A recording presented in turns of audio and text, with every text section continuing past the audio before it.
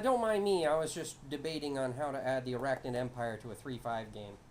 I'm Guildmaster Dan, and welcome to the Fourth Wall. Today we're going to be talking about how to handle disruptive players. Excuse me. Ooh.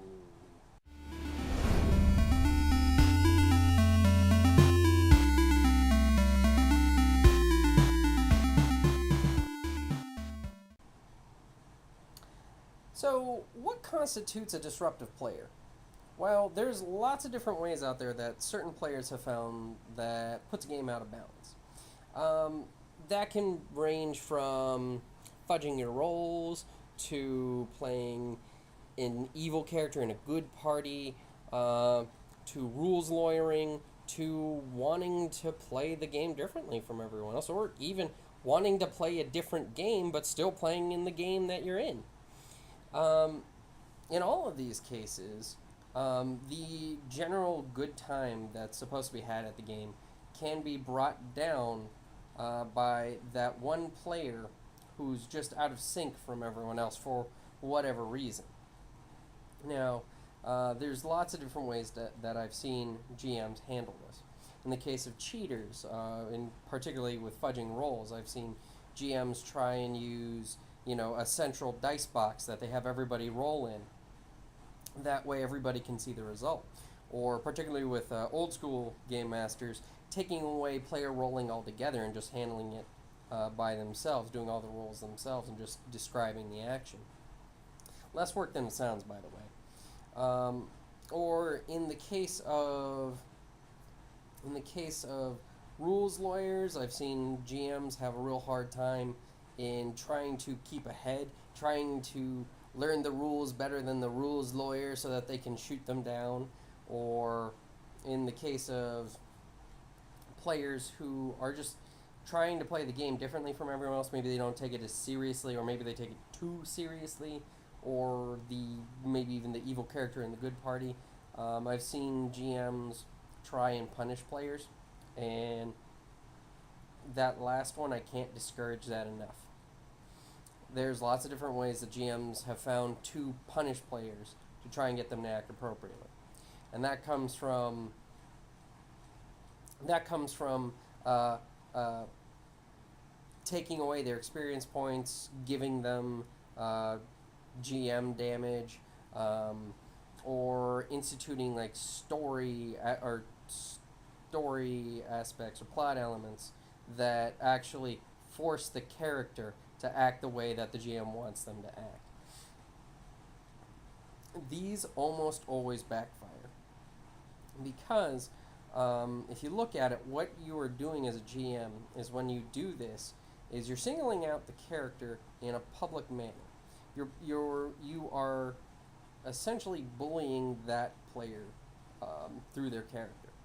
Or now, you may look at that as no, you're disciplining them. Well, look at it from the player's perspective. They're going to see it as bullying. They may be doing something disruptive, but they may not see it that way. They may see it as they're just playing the game. Sometimes it's hard for a player to see when they are being disruptive. They're just thinking, well, I'm just playing my character, and that's what you're supposed to do. Well, not every player is for every game. And really, that's the main point of this episode, is the best way to handle any of these situations is to pull the player aside. If you have a player who's being disruptive and is making the game less fun for everyone else, the thing that you need to do is, as the GM, pull that player aside, discreetly let them know what they're doing that is taking away the fun for everyone else, and ask them to stop. Now, if they don't stop, then it's time to ask them to leave the game. And that's okay. A lot of game masters are afraid to do that. It is perfectly okay to ask someone to leave your game. And most players are afraid, or most GMs are afraid to do that because they're afraid of hurting their feelings, or they're afraid that they're not going to get another player. First thing, there is always other players out there. Always. You can find them over the internet, you can find them at your local hobby shops, Or you can ask new people to try gaming. Look back at my first episode; that'll show you how to do it. Um, don't be afraid to ask someone to leave the game if they are taking away the fun for everyone else. Games are meant to have fun, and if they can only have fun by or at the expense of other people's fun, then there's no point in them playing in the game.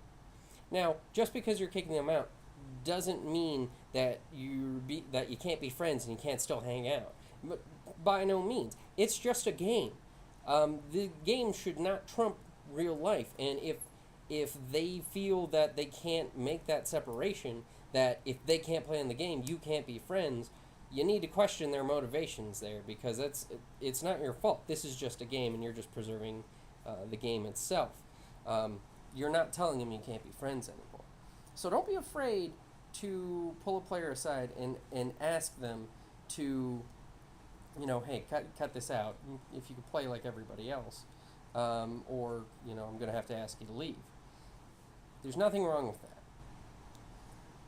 Now, as for players in this situation, I have some advice for you too. If you find yourself in this situation where another player is just sucking the fun out of the game for everyone else, and your GM is either handling it poorly or not handling it at all, you might need to be the person that pulls that player aside and asks them to stop being so disruptive and play the game more like everyone wants to play it. Now, it's not your place to ask them to leave the game. Only the GM could do that because it's his or her game. But you can at least pull them aside and have an adult conversation with them. And also, even beyond that, there is ways that even if that person refuses to do it and your GM refuses to handle it, that you can continue playing the game and make that person less of a problem. And the easiest way to do that is by running your character like a real person. Just as in last week when we were talking about how to run a world like a real world, you can run your character like a real person, in that if there's someone in your party who is an evil prick or a buffoon or annoying, you don't have to put up with it. Characters do not have to put up with a party member who's disruptive. They don't. And in fact, if the party member is an evil prick and there's good characters in the party, there is absolutely no reason why they should not stop his evil deeds. In fact, if they want to remain good characters, they really need to stop his deeds, because good does not allow evil deeds to go, or does not allow evil deeds to be committed when they know about them. You should not be afraid to leave a character behind if that character is disruptive to the party, the same way that the player is disruptive to the game. In real life, when you have a coworker who is a prick or is annoying, you tend to avoid them, if not ditch them, as soon as possible. Your characters would do the exact same thing. And in fact, when you're an adventurer who's ready to go off into the sunset, and you have this guy that you're not sure if he's going to stab you in the back, why would you take him with you? Why wouldn't at your first chance, like when you're back in town, just leave him there? There's no reason. Now, some parties may feel pressured to, keep the party together because, that's what you're supposed to do. It's supposed to be a party game. Well, if one of those party members is disruptive or evil, there's absolutely no reason to keep them in. If you leave that character behind, that player might start getting the hint that disruptive people aren't fun, in-game and out of game. So I highly encourage players to play your characters realistically. If there's a disruptive character, your characters aren't going to put up with it. And in the same way that if there's a disruptive player, you shouldn't have to put up with that either.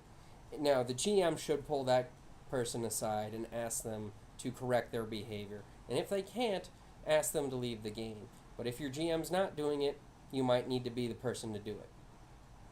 At least the having the adult conversation part.